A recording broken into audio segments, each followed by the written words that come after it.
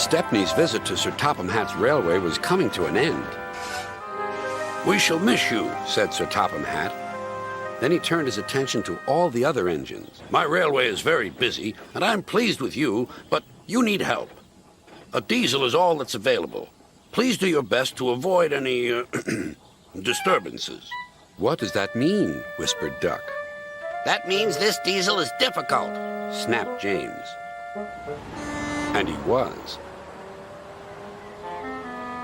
The diesel surveyed the shed. "Not bad. I've seen worse. At least you're all clean." The engines glared. "It's not your fault, but Sir Topham Hatt should scrap you and get engines like me. A fill of oil, a touch on the starter, and I'm off. No bother, no waiting. They have to fuss round you for hours before you're ready." The engines were furious. Next morning, they held an indignation meeting round the turntable. "Disgraceful. disgusting, Despicable. To say such things to us," cried Donald and Douglas. "It's to teach 'em a lesson we'd be wanting. Now, how do we do it?" Their chance came sooner than expected. The diesel was purring comfortably. An inspector watched a fitter making final adjustments. The wind tugged at the inspector's hat. The diesel was ready. "Look at me, Duck and Stepney. Now I'll show you something."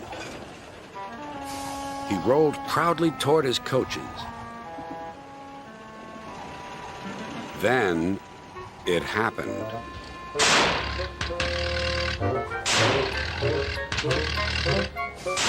Shaking and spluttering, the diesel stopped. Meanwhile, the inspector was looking for his hat. The diesel seethed with fury as Duck and Stepney pushed him back to the shed. "My hat!" exclaimed the inspector. "You've sucked it through your air intake." "Bother your hat. The heavy train's due out. You'll have to take it, Duck. Stepney, will you help, please?" "Thank you, sir," cried Stepney. "I'd like a good long run on my last day." The engines were soon ready. "Gordon will take over from halfway, so get the train to there. Good luck." "Don't worry," smiled Stepney. "We'll get there, and be early, too." The cavalcade moved carefully over the rails and out to the open line. "Now for a sprint," puffed Stepney. "I'm ready when you are," replied Duck. Soon they were whizzing through Edward Station.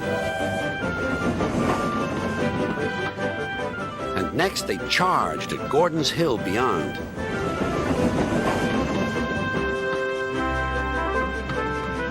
They felt the drag of the heavy coaches here. It was hard work.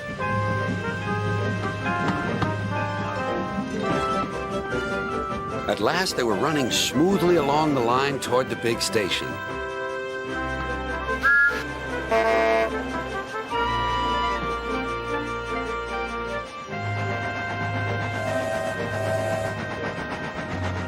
"Hello, you're early," said Gordon. "That's one in the headlamp for old Diesel. James says he's sick as boiler sludge and sulking in the shed. Serves him right for saying we're out of date." And Gordon chortled away. Next day, everyone came to say goodbye to Stepney. "Come back and see us soon," whistled the engines. "And you are always welcome on my Bluebell Railway, too," replied Stepney. Then he puffed away. And what about Diesel? He'd slipped out while no one was looking. But he left two things behind: a rather nasty smell and a battered bowler hat.